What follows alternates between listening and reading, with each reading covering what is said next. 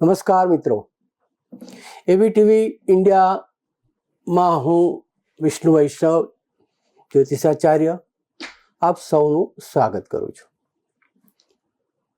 મિત્રો, આજે આપણે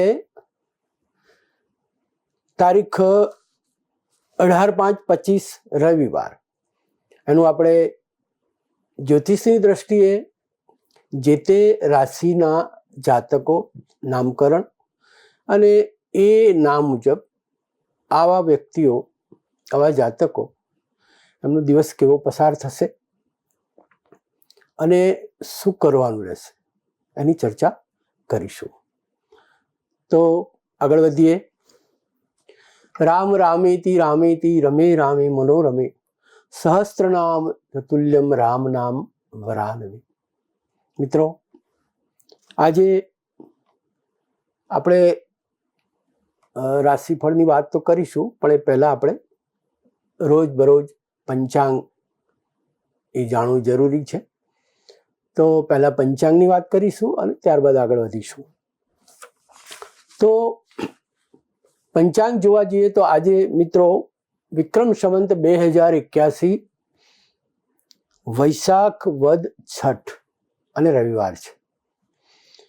આજે તારીખ 18/5/25.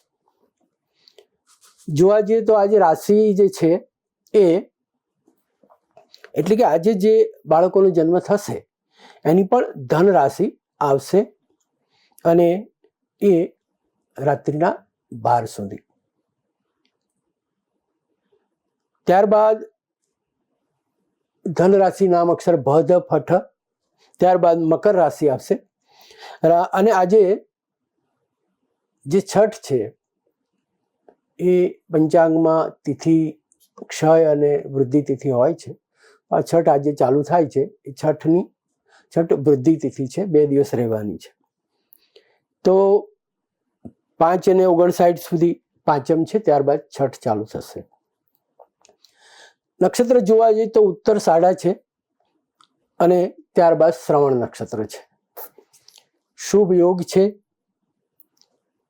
અને વણિજ એ કર્ણ છે.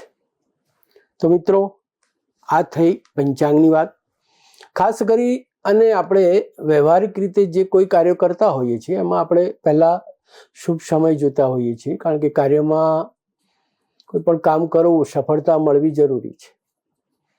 ઘણી વખત આપણે જે કામો કરતા હોઈએ છીએ એમાં વિલંબ થતો હોય છે. વારંવાર કામ માટે પ્રયત્ન કરવા છતાં સફળતા ન મળે અને અમુક કામ અમુક વખત એક જ પ્રયત્નથી સફળ થઈ જાય.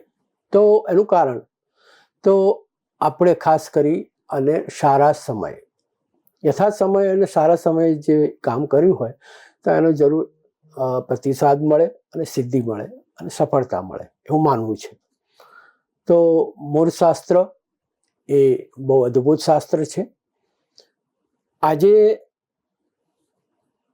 શુભ કાર્યો કરવાના, પણ એમાં સાંજના 5:36 સાંજના 7:15 સુધી કોઈ પણ પ્રકારનું શુભ કાર્ય કરવું નહીં. રાહુકાળનો સમય છે. આ થઈ પંચાંગની વાત. આવો આપણે આગળ રાશિવાર ફળકથનની વાત કરીએ. તો